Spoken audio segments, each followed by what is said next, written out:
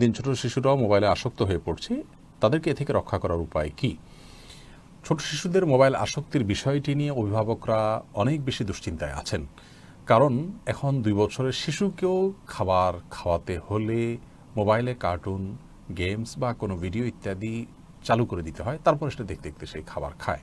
এই বিষয়টি আমাদের জন্য অনেক বেশি দুশ্চিন্তার কারণ মোবাইলের আসক্তির কারণে তাদের স্থূলতা বাড়ছে, তাদের চোখের ক্ষতি হচ্ছে, তাদের ব্রেইনের ক্ষতি হচ্ছে, তাদের স্বাভাবিক যে বিকাশ, সুস্থ যে বিকাশ, সেটি ক্ষতিগ্রস্ত হচ্ছে। তো এ থেকে রক্ষার উপায় কি? একেবারে এক কথা এবং খুব সহজভাবে যদি আমরা বলতে চাই, তাহলে আমরা বলবো যে অভিভাবক তথা বাবা মায়ের উচিত সন্তানকে মোবাইল বা ট্যাব না দিয়ে সময় দেয়া। আপনার সন্তানকে মোবাইল কিংবা ট্যাব নয়, সময় দিন। এই বিষয়টিকে যদি আমরা খুব ভালো করে আমলে আনতে পারি, ইনশাআল্লাহ বিদিনিল্লাহ সন্তানদেরকে মোবাইল আসক্তি থেকে আমরা রক্ষা করতে পারবো। শিশুদেরকে যখন একান্তে সময় দিবেন, বাবা এবং মা উভয়ে, এবং তাদের সাথে শিশু হয়ে যদি আপনি খেলার সাথী হয়ে যেতে পারেন, তাহলে দেখবেন ইনশাআল্লাহ বিদিনিল্লাহ মোবাইলের প্রয়োজন তাদের হবে না। এই বিষয়টি পরীক্ষিত। আমরা ব্যক্তিগতভাবে আমি আমার কথা বলতে পারি, বাসায় আমি দেখেছি যে শিশুদের যখন সময় দেওয়া হয়েছে, তাদের সাথে খেলার সাথী হয়ে গিয়ে তাদের খেলায় সামিল হওয়া গেছে, গেমস খেলা কিংবা ভিডিও দেখার চাইতে সেটা তার কাছে অনেক বেশি এনজয়ের বিষয় হয়ে যাচ্ছে, উপভোগের বিষয় হয়ে যাচ্ছে। এটি আমরা দেখেছি পরিষ্কার একেবারে।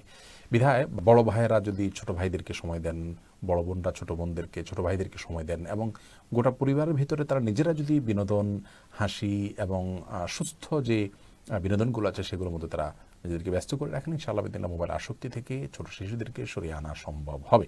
আর এছাড়া কিছু খেলনা আজকাল বের হয়েছে, যেমন অন্যরকম গ্রুপের এক ধরনের খেলনা আছে যেগুলোকে বিজ্ঞান বাক্স বলা হয়, অন্যরকম বিজ্ঞান বাক্স। আমি আমার সন্তানদের জন্য এটার সবগুলো আমি সংগ্রহ করেছি, যেহেতু বিভিন্ন এইজের সন্তানদের জন্য বিভিন্ন রকমের বিজ্ঞান বাক্স তারা করেছেন। এটার মাধ্যমে আমি দেখেছি যে আলহামদুলিল্লাহ যেই বাচ্চা কম্পিউটার বা ল্যাপটপ কিংবা মোবাইলে বিভিন্ন ভিডিও দেখা, কার্টুন দেখা, এটা তার খুব পছন্দের আইটেম ছিল, কিন্তু সেখান থেকে সরে এসে সে বিজ্ঞান বাক্স নিয়ে পড়ে থাকছে আলহামদুলিল্লাহ। তো এরকম আইটেম বা এই জাতীয় খেলনা যেগুলো আছে, যে টয়েসগুলো, খেলনাগুলোর মধ্যে তার মেধার সুস্থ বিকাশ হচ্ছে, সৃষ্টিশীল চিন্তা আসছে, এবং তার চিন্তার মধ্যে সুস্থ ধারা প্রবাহ হচ্ছে, এরকম খেলনাগুলো তাদেরকে আমরা তুলে দিতে পারি। সেটা এই অন্যরকম বিজ্ঞান বাক্স ছাড়া আরও কোনো কোম্পানির কোনো প্রোডাকশন থাকতে পারে, আমি জানি না। আমি যেটা দেখেছি এটা বলেছি, কিন্তু নিশ্চয়ই এরকম বাইট চাইতে ভালো আরও কিছু মার্কেটে থাকতে পারে। তো এই বিষয়গুলো আমরা খেয়াল রাখতে পারি। এছাড়া ফিজিক্যাল এক্সারসাইজের গুরুত্ব অনেক বেশি, এবং সেটাকে খুব গুরুত্বের সাথে দেখা উচিত। তাদের জন্য সে ব্যবস্থা করা উচিত। ছোটো ছেলেদেরকে বাইসাইকেল কিনে দেয়া, এবং সাইক্লিংয়ের জন্য তাদেরকে সময় দেওয়া, সেরকম উপযুক্ত জায়গা দেওয়া। এই বিষয়গুলোতে বাবা মা যখন তাদের সহায়তা করবেন, ইনশাআল্লাহ বিদিনিল্লাহ মোবাইলের এডিকশন থেকে তাদেরকে দূরে সরিয়ে আনা যাবে।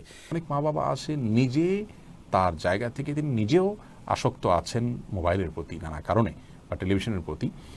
তো তিনি চাচ্ছেন সন্তান ফেরেশতা হয়ে যাক। এটা আসলে একরকম অসম্ভবই। আল্লাহ তাআলা আমাদেরকে বোঝার তৌফিক দান করুন।